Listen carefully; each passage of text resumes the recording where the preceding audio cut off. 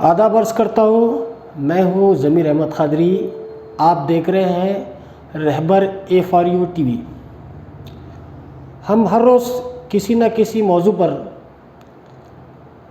आपके सामने आते हैं, कुछ नए मुद्दे रखते हैं, कुछ इश्यूज़ रखते हैं। आज जिस मुद्दे को हम लेकर आए हैं या जिस मौजू को हम लेकर आए हैं उसमें औरंगाबाद की सियासत जो कल रात से बहुत तेज़ी पकड़ चुकी है, इस मौजू पर हम बात करेंगे। आप जानते हैं कि औरंगाबाद में 10 दिन का लॉकडाउन लगाने की जो तजवीज़ औरंगाबाद के ज़िला कलेक्टर ने रखी थी, कल दोपहर में उन्होंने ऐलान भी किया था, लेकिन शाम होते होते रात देर गए उन्होंने एक प्रेस कॉन्फ्रेंस लेकर लॉकडाउन को फौरी लगाने को मुलतवी कर दिया और ऐलान किया कि महाराष्ट्र के चीफ सेक्रेटरी ने उन्हें हिदायत दी है कि फ़िलहाल अभी औरंगाबाद में लॉकडाउन न लगाया जाए। अब इसके पीछे का एक बैकग्राउंड है। आप जानते हैं कि पिछले 4-5 दिनों से लॉकडाउन को लेकर पूरे हिंदुस्तान में, ख़ास तौर पर महाराष्ट्र में जहां पर कोरोना के सबसे ज़्यादा पेशेंट पाए जा रहे हैं, वहां पर बड़ा बहस चल रही है। महाराष्ट्र में 3 सियासी जमातों की हुकूमत है, शिवसेना, कांग्रेस और एनसीपी। तीनों भी इस मामले में मुतमईन नहीं है कि अब किसी शहर में लॉकडाउन लगाना चाहिए या नहीं लगाना चाहिए। बहरहाल अभी वहाँ पर ये मामला चल ही रहा था, तो मुल्क के जो सबसे ज़्यादा कोरोना मरीज़ वाले 10 शहर हैं, उसमें 3 शहरों में तो ऑलरेडी लॉकडाउन लगाया जा चुका है। औरंगाबाद ये पहला शहर है जहाँ पर हफ्ता इतवार को लॉकडाउन जारी है, रात का कर्फ्यू भी लगा हुआ है। ये सिलसिला पिछले 10-15 दिनों से जारी है, लेकिन कलेक्टर ने कल जो ऐलान किया था उसमें 8 और 9 अप्रैल तक लॉकडाउन मुकम्मल तौर पर लगाया जा रहा था। लेकिन औरंगाबाद के रुकने पार्लियामेंट इम्तियाज़ जलील साहब ने ऐलान किया कि ये लॉकडाउन लगाकर गरीबों को मज़ीद परेशान ना किया जाए। छोटे मोटे कारोबार करने वाले, रिक्शा ड्राइवर, हाथ गाड़ी पर माल फ़रोख्त करने वाले, सब्ज़ी तरकारी फ़रोख्त करने वाले और बहुत से ऐसे व्यापार हैं जहाँ पर कई शॉप पर है तो कई बच्चे काम करते हैं जिनसे उनका है तो घर चलता है। मज़दूर पेशा लोग हैं जो रोज़ मज़दूरी करते हैं, फिर उसके बाद उनका घर चलता है। उन्होंने साफ़ तौर पे कहा था कि वो किसी भी लॉकडाउन के ख़िलाफ़ है और एक मुहिम भी चलाई थी। उन्होंने ये भी रखा था कि 2000 पद ओहदे जो हमारे पास स्टाफ मेडिकल के लिए ज़रूरी है, वो भी हुकूमत ने अब तक भरा नहीं है, जबकि पिछले 1 साल से कोरोना जैसा मर्ज़ तेज़ी से फैल रहा है, लेकिन हुकूमत इस जानिब तवज्जो नहीं दे रही है। उन्होंने इन पदों को भरने के लिए एक जुलूस निकालने का फ़ैसला किया था और हुकूमत से साफ़ तौर पर कह दिया था कि जब तक उनकी मांग पूरी नहीं होती वो अपनी बात से पीछे नहीं हटेगी। लेकिन कल की मीटिंग के बाद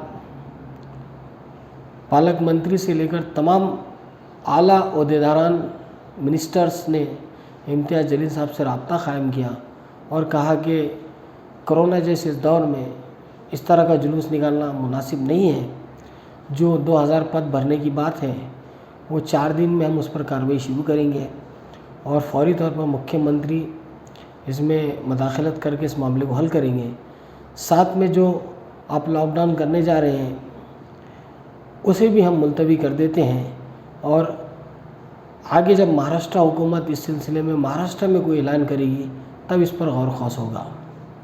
बाल रात देर गए जब ये बात आम हुई कि कलेक्टर की जानिब से लॉकडाउन मुलतवी कर दिया गया है, तो कई वर्कर्स, ओहदेदार, कारपोरेटर्स इम्तियाज़ जलील साहब के मकान पहुँचे और उन्होंने कामयाब नुमाइंदगी के लिए उनकी सताइश की और वहाँ पर कुछ नौजवानों ने उन्हें सर पर उठाकर नारे भी लगाए। जिस वक्त इम्तियाज़ जलील साहब ने साफ लफ्ज़ों में कहा कि अभी कोरोना गया नहीं है, मास्क का इस्तेमाल कीजिए, सैनिटाइज़र का इस्तेमाल कीजिए और लोगों की मदद कीजिए, वो इस तरह की बातें कर रहे थे। बहरहाल जब ये बातें आज सुबह अखबारात में आई और औरंगाबाद की दो दिगर सियासी जमातों को बड़ा पेट में दर्द शुरू हुआ। एक तो औरंगाबाद में 30 सालों तक हुकूमत करने वाले इख्तिदार पर काबिज मिनिस्टर से लेकर खासदार तक चंद्रकांत खैरे जी, वो बहुत तलमला गए। दरअसल हुआ ये कि इम्तियाज़ जलील साहब को हर फ़िरक़े का आदमी सलाम करने लगा, नमस्ते करने लगा, उनकी सताइश करने लगा।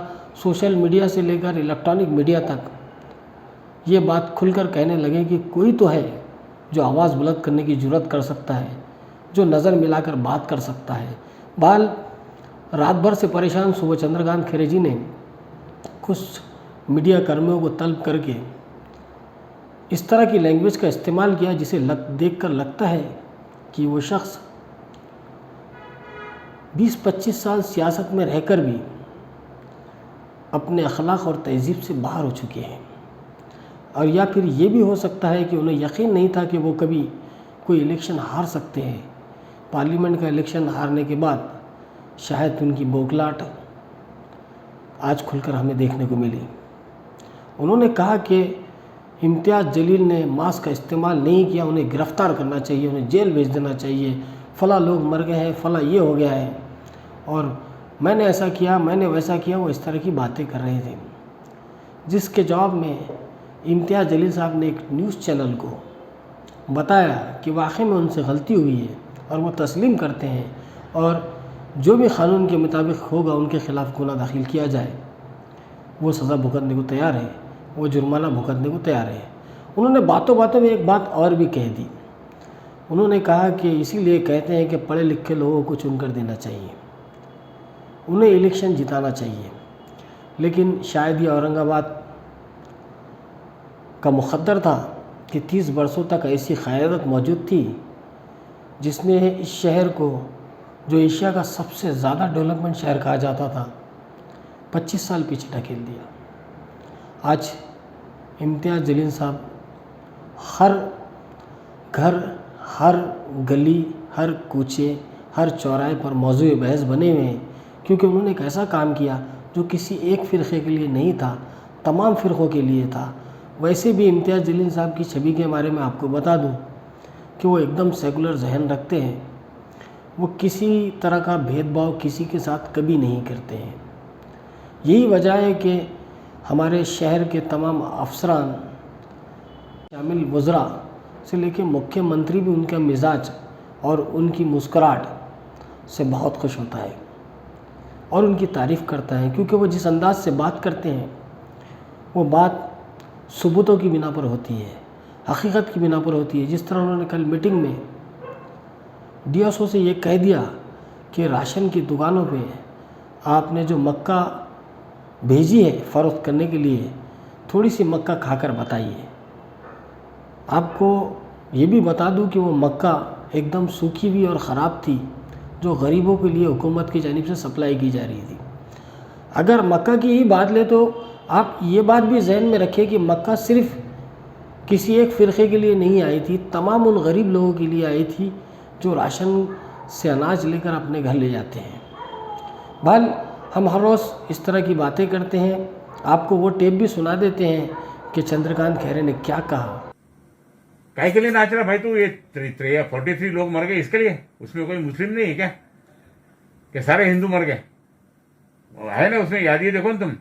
और इतना होने के बाद में जल्लोश कर रहे, बिना मास्क नहीं, मुंह पे कुछ नहीं, नाच रहे, ये कर रहे। कलेक्टर ने इसके ऊपर गुनाह दाखिल करना चाहिए। और उसके बाद इम्तियाज़ जलील साहब ने टीवी चैनल पर क्या उनकी खुशी शायद मेरे हिसाब से खैरे साहब को देखी नहीं जा रही है, इसलिए वो भी बहुत बढ़ चढ़ कर बोल रहे हैं कि अब इसको अरेस्ट कर लेना चाहिए।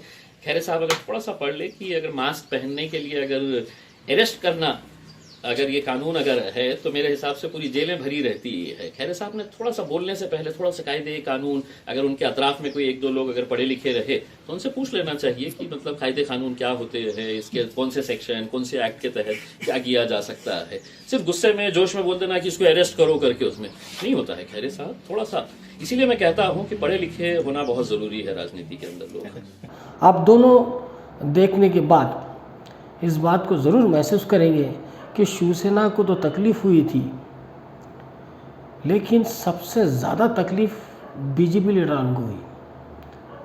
मैंने एक वीडियो अभी देखा कि बीजेपी के ज़िला सदर संजय केनेकर पुलिस स्टेशन पहुंचकर तो इम्तियाज़ जलील साहब के ख़िलाफ़ गुना दाखिल कर रहे थे और उन्होंने बाहर ऐलान कर दिया कि जश्न मनाया, फला हो गया। दरअसल कंप्लेन करना या बाहर निकल के प्रेस कॉन्फ्रेंस करना कोई बुरी बात नहीं है। बुरी बात यह है कि इम्तियाज़ जलील को जो शोहरत मिली उसे कैसे बुलाया जा सकता है, उस पर किस तरह की तनकीद की जाए, ये सियासी जमातों के लिए अब तकलीफ दा मसला बन गई है। चाहे राष्ट्रवादी हो, चाहे कांग्रेस हो या दूसरी जमातें हों, इनके लीडरान परेशान है कि ऐसा क्या जादू कर दिया इम्तियाज़ जलील ने जिसकी वजह से हमारी सियासत सिफर हो गई है। शहर के लोग हमें बर्दाश्त करने के लिए तैयार नहीं है और इम्तियाज़ जलील महाराष्ट्र भर के लिए आइकॉन बन गए हैं, क्योंकि लॉकडाउन के ख़िलाफ़ अगर हिंदुस्तान में किसी लीडर ने खुलकर बात की और इसकी मुखालिफत की तो वो इम्तियाज़ जलील है, जिन्होंने यहाँ तक कह दिया कि हम सड़कों पर आएंगे, हमें गुना दाखिल कीजिए और सबसे पहला गुना मुझ पर दाखिल कीजिए, इस तरह का ऐलान किया था। बहरहाल औरंगाबाद की सियासत अब उबाल आ गई है।